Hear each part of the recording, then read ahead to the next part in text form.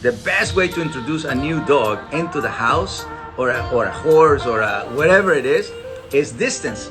But they both have to be calm. That's what I love about TCW. You know, TCW is a Training Caesar's Way, and it's not really my way. I'm just I follow nature. I like to follow a certain formula, certain rituals, and I like to have certain symbols.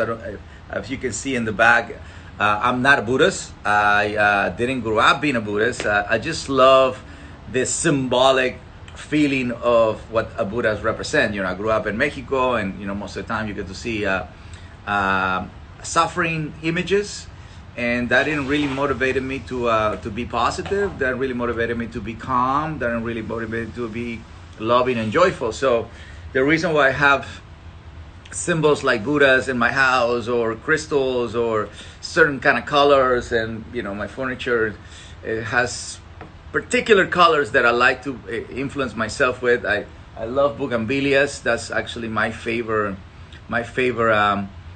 flower, especially fuchsia bougainvillea. So the reason why I'm telling you this is because I make sure that I feed myself with the environment that I live in.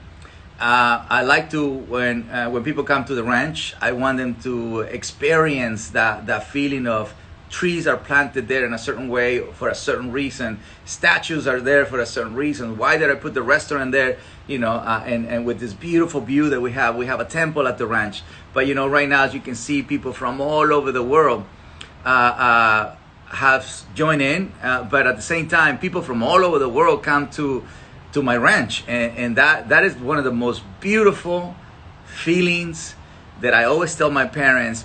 You know, Mom, Dad, guess what? We got people from Egypt, we got people from Australia, Poland, Austria, Germany, Brazil, Colombia, Canada, obviously. You know, people from all over the world, from the Philippines, from Hong Kong, from Japan. We haven't had a Russian person, but we had people from Slovenia. Hi from Russia. We haven't had a Russian yet, but it's just a beautiful feeling. It's like the equivalent of a dog park, you know, because it's different breeds hanging out and learning and coexisting and being with each other at the ranch. That's definitely a great feeling, you know, something that I never dream about, that in my ranch or one time I'm gonna have all these people from all over the world coming to have that agreement, coming to have the hi India, Austria, coming to learn, coming to really say, you know what can I do to make a difference in the world? Let me have it. All right. They're still backwards. They're still backwards? They're still backwards. So how does that, how is Kim said that she did a different thing? It's just that's selfie camera, so it's just oh, okay. All right. He's in his notes or something. Huh? Just using his like. Yeah. All right, so let's jump in. I think let's get the benefit of it, of why I keep saying we don't have problems with dogs. Dogs have problems with humans. So as long as we agree with that, we're going to be able to control ourselves in a much effective way.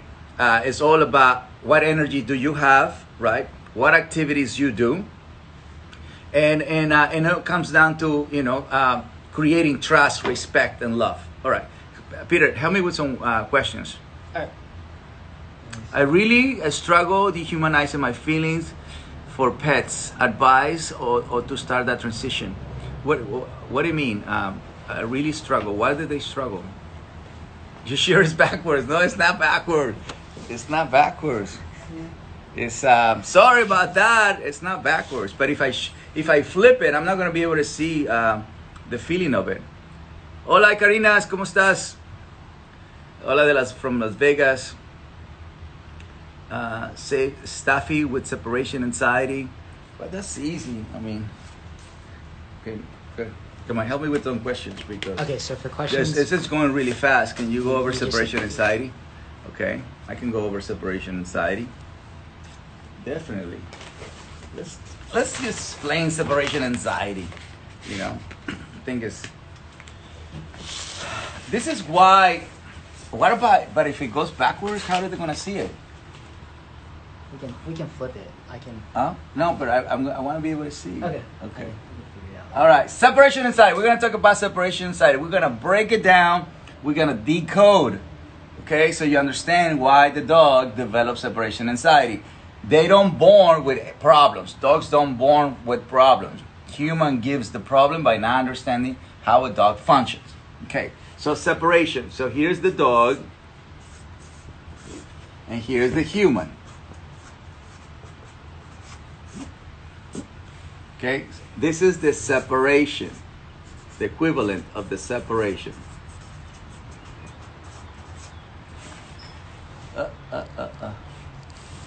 Okay. See? Can you see it? Can you check it, Peter? Yeah. Good. It's good, right? I'm gonna turn it, so I'm gonna show it to them. Okay. Hey guys. All right. So here we go. All right. So this is the dog, this is the human, and this is the separation. Now, when people separate the wrong way, they create anxiety, or they create confusion, or they create nervousness. Okay, so in order for the dog to separate from a human, or from his house, or from whatever, the right thing to do is to exercise the dog so he can get tired and achieve calmness. Exercise create tiredness, tiredness create calmness. Now, once you achieve this step, then you can ask a dog to stay wherever you want. It can be his bed, it can be whatever you want, really whatever you want. So once the dog is tired, he's gonna be calm. Then the human is gonna push with energy. It's almost like when you tell people to stay or to give you time. So you're not gonna verbally say anything. You will really have to learn to first, step one, get rid of the physical energy, the body, and then you're gonna tell the mind to stay there without saying a word. Once the dog understands that you want him to stay there, the brain is gonna go into surrender. So you're gonna have calm, surrender moment. Once the dog relaxes, then you move away. Now the dog is clear that what you want is for them to stay there calm and surrender. Okay? So then you make the motion. Well, what most people do, they don't exercise the dog properly, so the energy of a dog is too high, and then when they move away, they move away feeling sorry for it or feeling bad about it. So that energy, they're gonna feel it, and they're gonna become confused, they're gonna become nervous, they're gonna develop anxiety because they're not clear.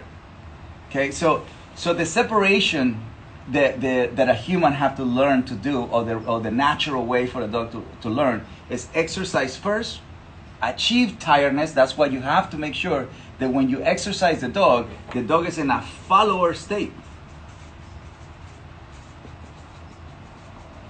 Remember, dogs need to do three things: follow, play, explore. So when you exercise the dog to achieve this, you don't do it with play or explore.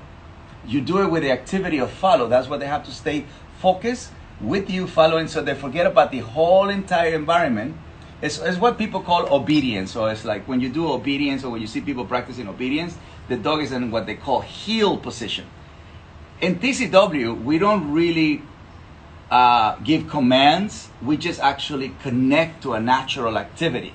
Okay, so we ask the dog, go into a follower state, and we keep a dog focused. So the more the dog gets focused, the more it drains energy. So our goal is really to take a dog from level 10 of energy to bring it all the way to 0 with exercise. Just the exercise of following you. Once he gets to 0, he's going to go into a tired state. So when you do proper exercise, you're going to go into a tired state. That tired state gives you access to be calm. Once you're in a calm state, then you can surrender easy to practice anything that you don't want, such as healing, with yourself. So if you have physical energy, you're not going to be able to make the brain surrender. People create a separation anxiety because they don't do exercise, and when they detach with the wrong energy. A lot of people like to use Kongs full of peanut butter to help a dog get distracted. But that distracts the dog, but at the same time confuses the dog, and doesn't really makes it clear for a dog to understand that a human is going to separate, and he should stay calm, and he should just go into a waiting state.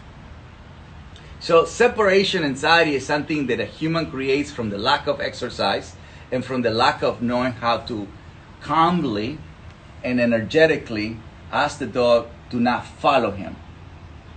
So once the dog understands with that way of being, the dog goes into a state of mind of surrendering. That's why I don't like to use words. Because if you use words such as people say, stay, it's okay, it's okay, don't come. So here's the cookie. So a lot of people get super excited, super nervous when they are practicing this activity, because a lot of people get sad and they start worrying about the dog. So all that energy plays a role in how the dog experiences this separation. And we do have to understand and remember that dogs and their natural way of being, they're always with someone. It's when they come and live with us, they have to learn this activity of separating themselves from the pack, from the family, because we have a different lifestyle. So again, exercise. Before you tell a dog that to stay in one place, you have to, how do you feel? Breathe, relax, and then that's what we did in a video the other day about Tai Chi. Star Wars always uses "May the Force be with you." So it's also the example of Charlie Chaplin, where it's communication without sound. Animals communicate most of the time without sound. It's energy body language. So if you see a cat and you see a dog, they don't have the same language, but they have that universal understanding of trust, respect, and love. And a cat can tell a dog not to move just by the way he moves. So it's really actually very simple that people have to just go into a very quiet, more exercise and more determination of believing in themselves that a dog is going to stay there without moving, and the dog is going to get the whole point of why is the separation is to be that way. So exercise, bottom line is this: exercise, quiet energy.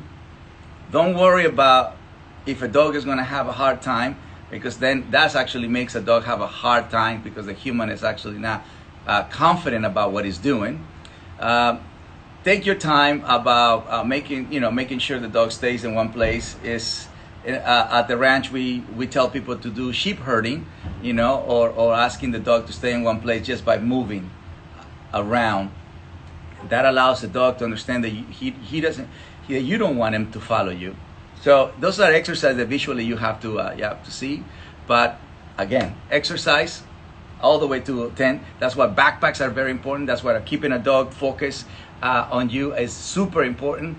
And once you achieve 0, then it's easier to teach a dog to stay. And that's what most people associate the separation anxiety, that they have to tell a dog to stay. For me, it's definitely just exercise, asking the dog to stay there, be relaxed, walk away, and before you actually go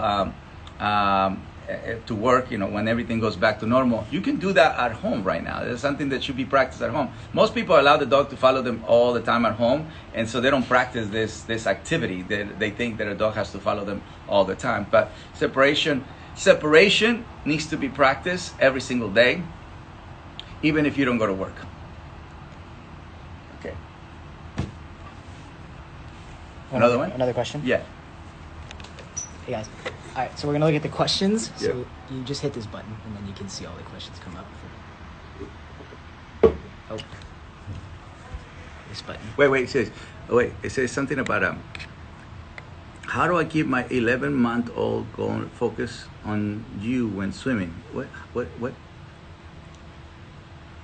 Say it again. So we can. So, No, but I want to see that. oh, sorry. You want to see this one? Yeah. How do I keep 11-month-old golden focus on you when swimming? What does that mean? So when they're swimming, how do you keep the dog just focused on you while you're swimming in the pool? Well, I mean, you have to find what makes a dog focus, right? Which is food, toys. And if a dog doesn't have a motivation of food and toys, you can always use a leash to guide them. You know, because a lot of times if a dog doesn't have structure, you know, if a dog is not, it's almost like when people go to a public pool and there is no structure behind, so everybody just, you know, semi-swimming. So when a dog is not being asked to utilize that as an exercise, as a job, then you have to help them two ways. You can use a toy, keep the toy, and also learn the limits so the dog doesn't always choose how long he stays in the water. You know, so it's. I wish I can have that thing right here so we can follow us and with Junior, because Junior is really good about that. You know, with Junior you have to make sure you bring the toy and then you let him know how long he's gonna play.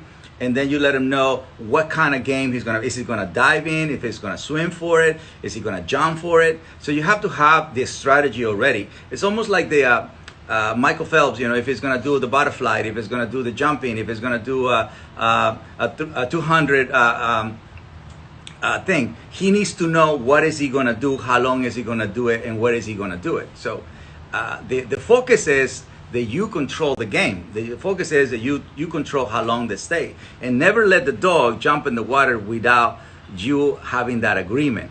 Because what you're trying to do is you want to control the beginning, the middle, and the end. Okay. Creating help me here because it goes really fast. Creating calmness during activities such as nail cutting and bath time. Well, there is a really cool. Instagram video where people are putting peanut butter in their heads, and that's pretty creative. But bottom line is not so much the peanut butter; it's actually the creativity of the person. The one we posted in my Instagram is a person that used a bag and has this Boston Terrier, and he lift them up. So at the moment you lift the dog up, some they're gonna try to move out of the way, but if they stay there, they're gonna go into relaxation. So what that guy did was pretty brilliant, because he found a way how to calm the dog down by utilizing a bag and then redirecting it with the peanut butter. So now the dog is calm and is excited about the peanut butter. So that's actually a beautiful combination. And he started, doing the nails. So the creativity part that guy used was pretty brilliant. I never seen it in my life. I never even tried it myself. How can I get connection with my dog in the relationship between human and dog? What does that mean? How can I get the connection with my dog and the relationship between human and dog?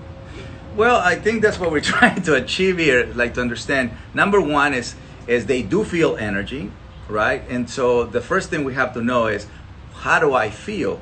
How do I feel inside? Do I am calm? Do I feel confident? Do I feel love? Do I feel joy? If you don't, it's going to be really hard for an animal to have the relationship that you're looking for, because they know that you're not feeling well. But it doesn't mean you can't do activities. No. So one thing that we've been seeing a lot lately is people who are helping people to achieve calmness. One of my favorites is Wim Hof.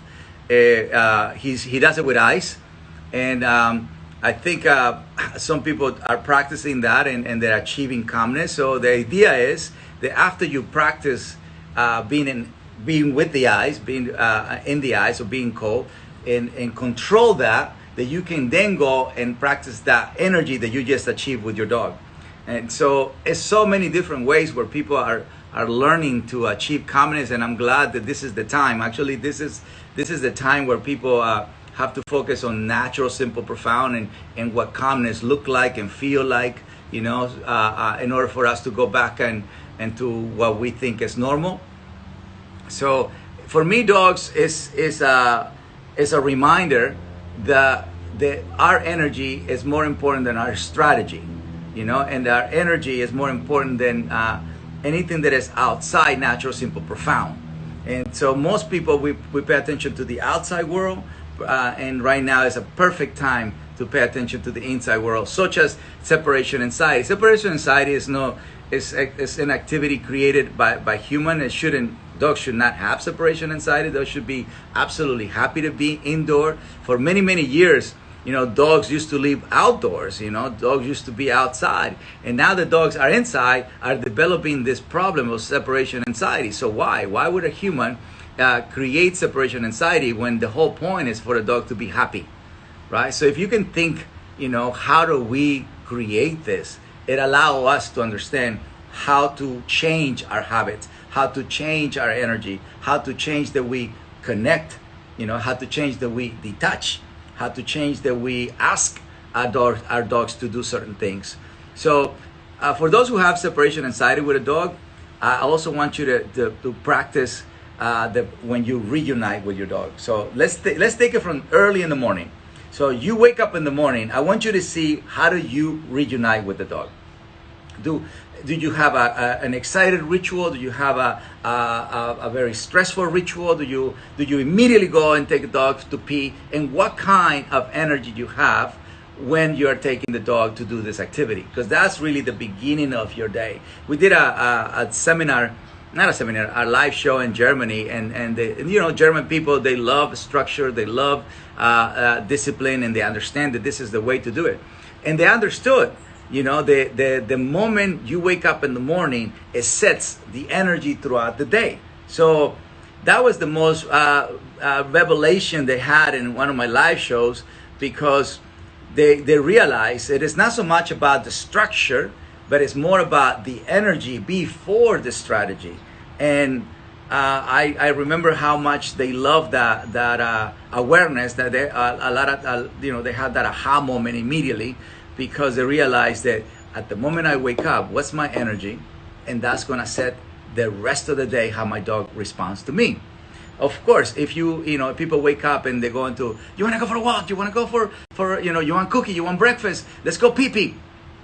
That creates an excited moment. But if you wake up and you do the opposite of that and just come, and then you ask a dog to stay and wait for you, the dog will go into a different way of being with you, a more relaxed, a more gentle, a more peaceful, a more open way of being. It's easier for them to listen. It's easy for them to listen when a human behaves calm and confident, but no sound at all. Advice for building relationship, but very emotional middle front dog. I think there's a little confusion there, but the relationship we must learn to build, it doesn't begin with emotions, it begins with instincts. It doesn't begin with emotions, it has to begin with instincts. The emotions for me, or when I practice love, or when I practice affection with a dog, is after I gain trust and respect. After I gain, no, they give it to me. I gain it, So at the ranch, we have emus, we have horses, we have donkeys, we have dogs, we have chickens, we have goats, tortoise, and all of that. So before I actually practice affection with any of them, I need to gain the trust and the respect. So once they give me that means as soon as they see me, they're calmed down, they get close to me. If I wanna practice anything, they give me space, or I give them a space. So once that repetition happens, then I provide the affection. That's why when people say, how do I gain the emotional support? I think the first thing you have to do is actually gain the trust. And the way you gain trust, is activities with the animal, such as, how do you greet? What do you do right after it? How do you feed? When you see a dog at a distance, is the dog stay calm? And when you see food in the floor, can the dog stay calm? So it's all about rules, boundaries, and limitations, where a lot of times people think that is obedience, but that's actually how a dog learns to trust, because that means you're giving clear directions. You know, that means you're making it easier for them to live in our society. It's important for them to, first of all, to be tired, and second, how they're going to behave. You know, what are they supposed to do? How long are they going to do it? Where are they going to do it? So that's pretty much what they're looking for, the kind of direction that they need before we practice affection. So I like to give affection to a dog or to any other species once they achieve calm surrender, or when they're in a happy-go-lucky state. It's a difference, happy-go-lucky and a hyper or excited dog, or a fixated dog. That I never give affection when the dog is excited. It's not that I don't love a dog, it's just the brain is excited. So if I give affection to excitement, I'm going to confuse the dog. So when I want the dog, or when I want, you know, any of the species to change the frame of mind, to change what they're doing, they're not going to be able to do it. They're not going to be able to do it because I represent excitement, or I give affection to excitement. So think about it, for those who watch the show, right?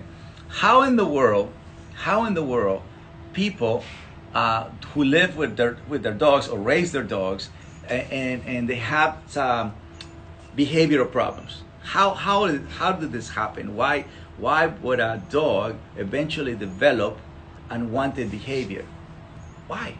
So in my opinion, and what I have seen over the years, it all starts from the moment they meet. Because most people like to give affection at the wrong time, so that means your timing is off. Or most time people like to give affection to a dog that is excited or create excitement, right? So that's the beginning of most of the side effects that dogs have. On top of that, so that's the ritual of meeting.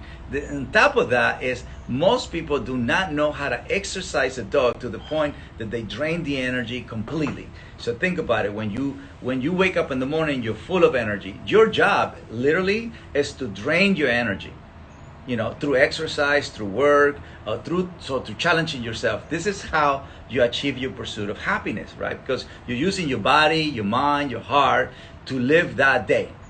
But if you go to sleep and you haven't drained your energy completely, you're going to have problems throughout the day, because inside of you you still have this energy. So dogs are going to develop emotional problems, or they're going to develop psychological problems, because their energy hasn't been drained properly. And it comes down to that simplicity: is can we help them drain their energy and have a job and get a reward every single day of their lives? So how do we achieve that in 1 hour? Right? Because most people say, well, I don't have a lot of time. But this is where the concept of quality versus quantity. Right now we have a lot of time. But, you know, I don't want people to get into the habit that I have a lot of time, therefore I'm just going to work for many hours. No, you just have to exercise smart. And really what it comes down to it, if you can understand the power of a dog following you, and you put a backpack on, and you don't have to buy a backpack, you can just create a bag and just put weight on it. It gives your dog the ability to have a simple job. And on top of that, you're not going to allow them to use the nose in the ground. That's why we put the leash all the way in the top. So if you watch dog shows, in a dog show, the dog always have the leash all the way in the top. Why is that? Because it removes the nose away from the ground, it keeps the eyes focused, and makes the dog feel very proud as he's doing that activity. So in the ground, his eyes are focusing on the direction that the human wants, similar as you drive in a car, right? You keep yourself in that line. And on top of that, the dog has a position of the neck where his brain is being asked to feel proud. So if you walk with a dog and you ask him, feel proud, remove the nose away from the ground and stay focused and carry this, you are going to drain the energy of the body, the mind, and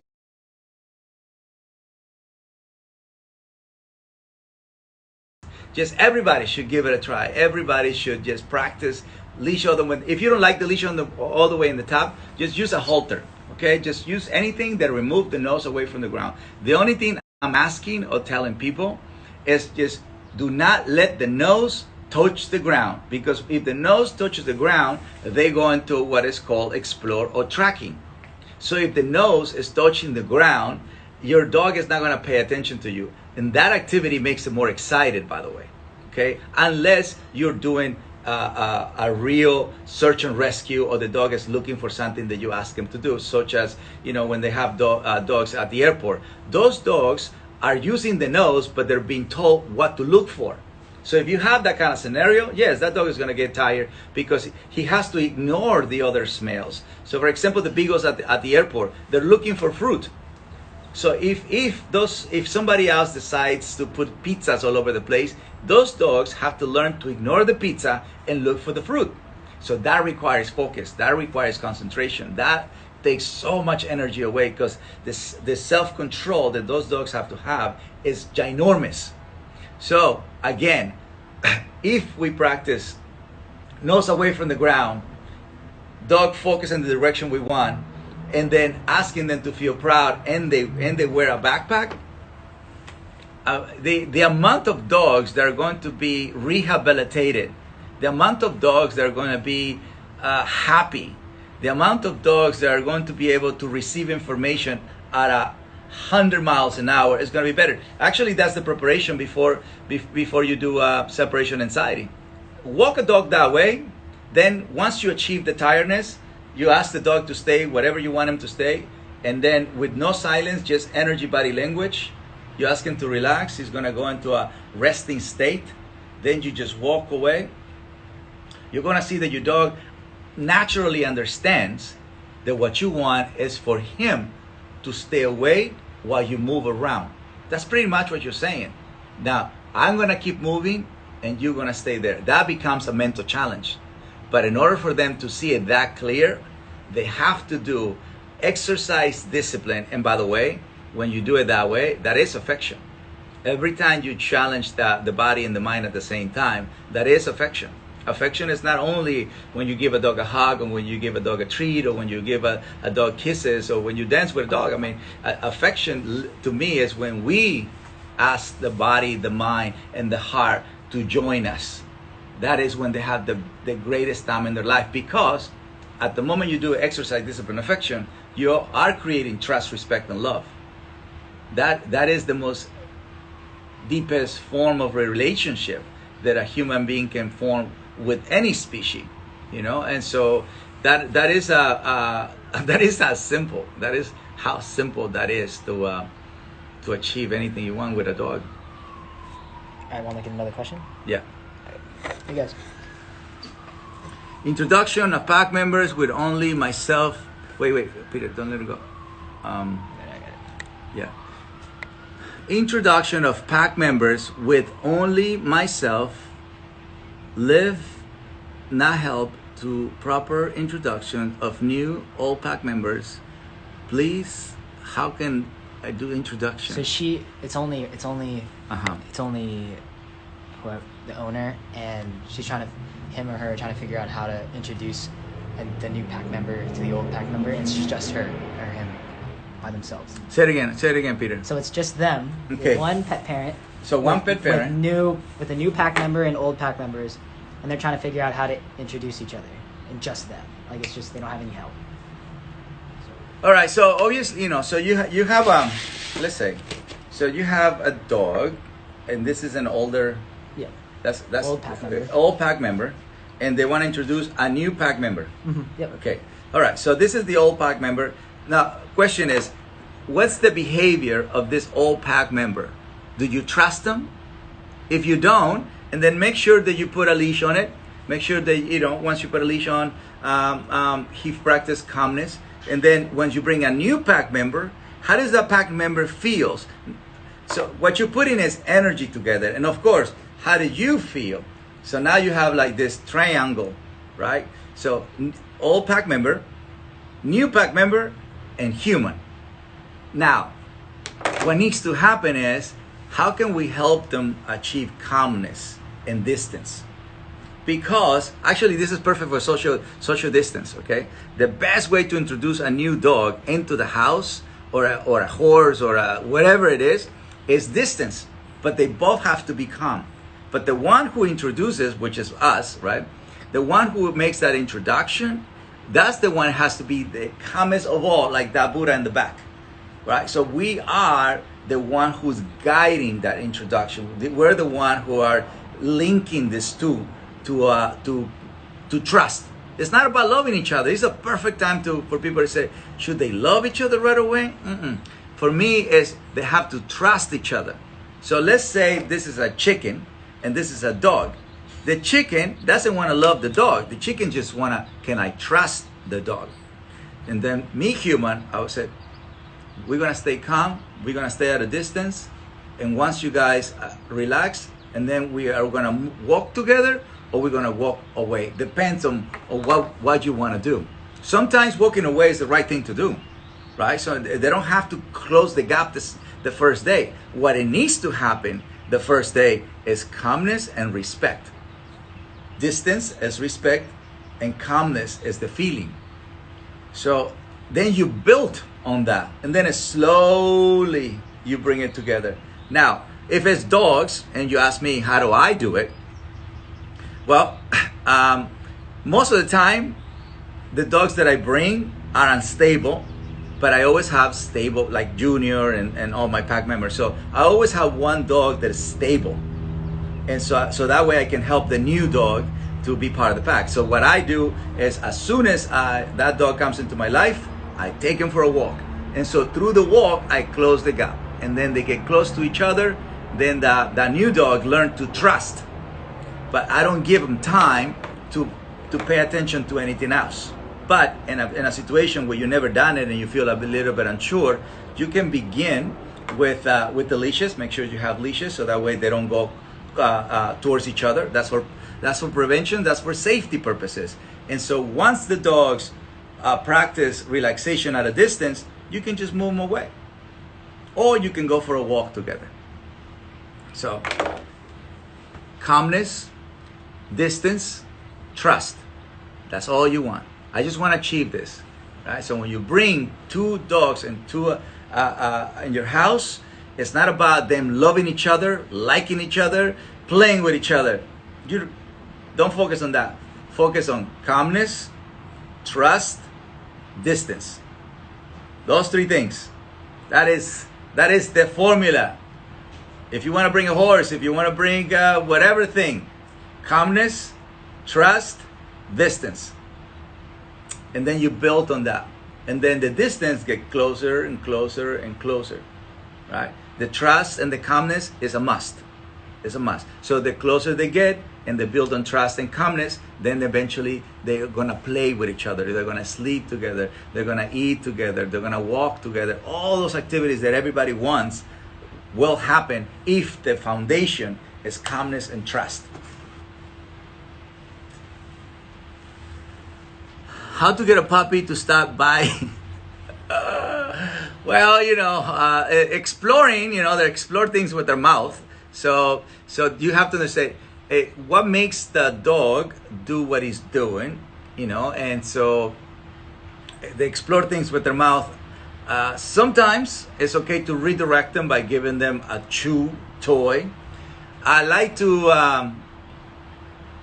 begin with exercise myself. I want to make sure that if I'm going to give a dog a chew toy or redirect them, I never give when they're at a high level. All right, look, this is not going to be, no, it's numbers. That's fine.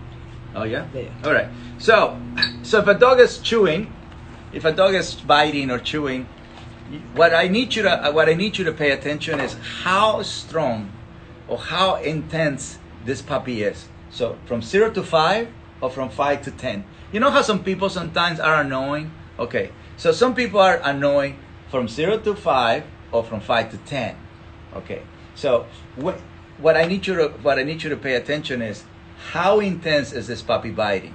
Because if it's from 5 to 10 and you redirect them with a toy, you actually end up nurturing that chew.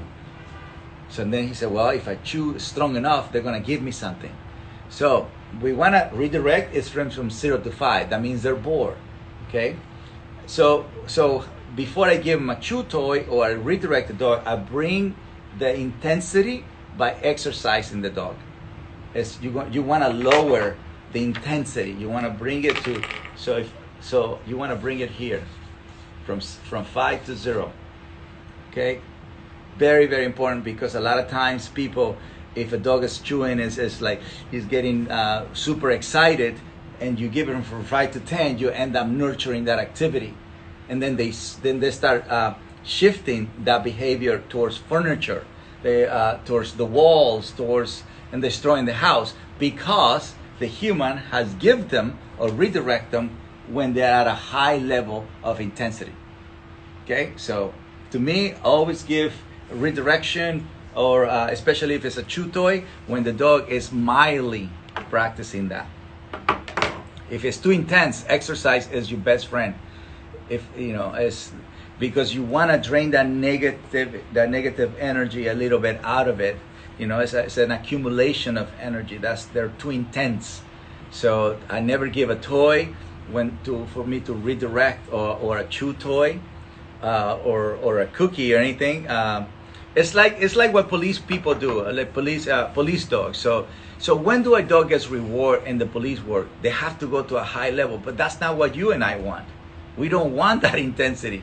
So if you give a dog food, toys, affection when they're at high level, you are actually nurturing that intensity. So you want to use redirection at a low level of intensity.